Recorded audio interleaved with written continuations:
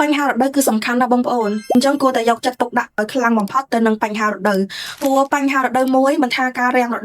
ដូវមកអត់ទៀងឈឺចុកចាប់ពេលមករដូវឬក៏រដូវមកតិចទេគឺសុទ្ធសឹងតែជាបញ្ហាធំទាំងអស់ហេតុអីវាអត់មានជាផលរំខានឈឺអីធ្វើទុកអីទេប៉ុន្តែផលរំខានទៅនឹងសម្រស់បែបណាសុខភាពរាងកាយចុកសោយចុកបាក់សម្រស់ឡើងមុនឡើងជាប់ឡើងអាចរុយអញ្ចឹងទៅឆ្លាតខុសពីធម្មតាស្គមខុសពីធម្មតាហើយអារម្មណ៍អត់ល្អ stress ស្មុគស្មាញមួម៉ៅទឹកច្រើនតក់ប្រមល់ហ្មងគ្រាន់តែបញ្ហារដូវនឹងមួយអ្វីដែលសំខាន់អាចប្រឈមនឹងការកើតមានរោគច្រើនកើតគីសពិបាកក្នុងការមានកូននិងមានជាបញ្ហាច្រើនទៀតទោះសម្រាប់បងដែលគាត់មិនចង់មានបញ្ហាទាំងអស់នេះសូមព្យាយាមថែសុខភាពរាងកាយឲ្យបានល្អទីមួយព្យាយាមញ៉ាំទឹកឲ្យបានគ្រប់គ្រាន់ញ៉ាំចំណីអាហារល្អញ៉ាំបន្លែបៃតងព្យាយាមហាត់ប្រាណឲ្យបានទៀងទាត់ហើយជាពិសេសកុំកេងយកជ្រៅពេកហើយតាក់ទងទៅនឹងបញ្ហាសំខាន់មួយទៀតនៅពេលដែលមានបញ្ហាទាំងអស់នេះបងប្អូនអាចទុកចោលបានទេបងប្អូនពិបាកក្នុងការរកដំណោះស្រាយ